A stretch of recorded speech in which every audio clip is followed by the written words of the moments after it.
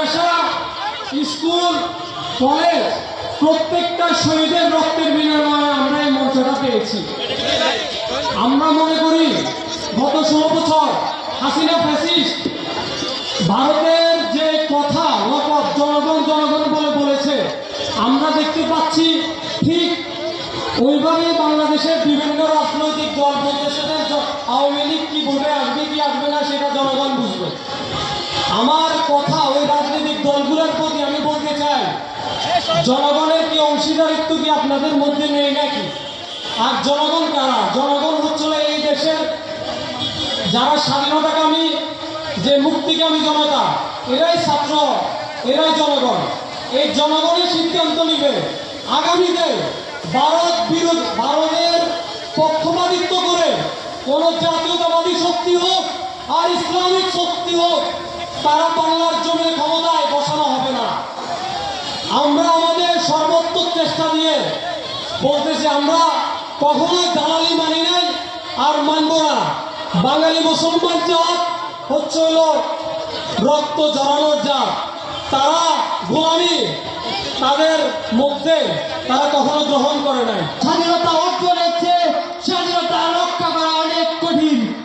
বাংলাদেশের প্রেক্ষাপটে আমরা দেখেছি 1971 সালে মুক্তিযুদ্ধের পরে বাংলাদেশে যে রাজনৈতিক দলগুলো এসেছে, তারা তাদের দোহাই দিয়ে সংস্কারের নাম করে শুধু চালাবাজি দুর্নীতি করে গিয়েছে।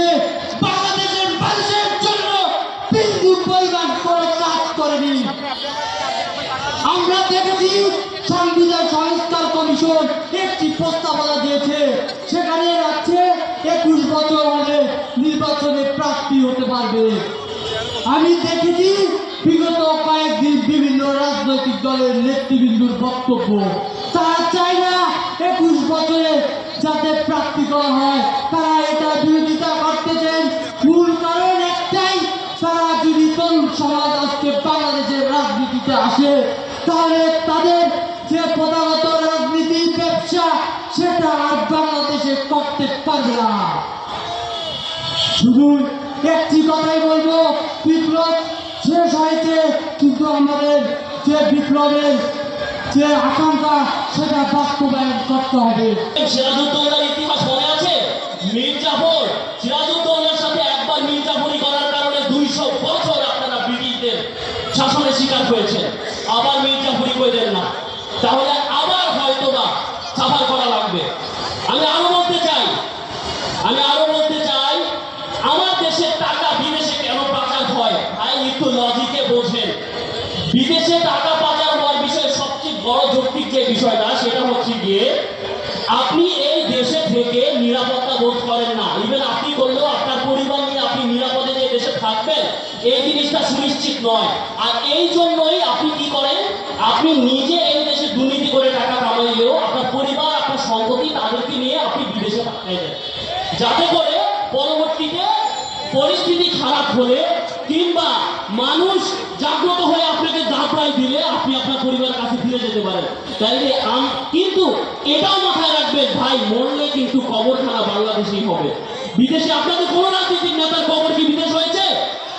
সবার কবর বাংলাদেশে হয়েছে। তাইলে শেষ ঠিকানা যখন এই দেশে, কেন ভাই, কেন আর কত দুর্নীতি করবেন?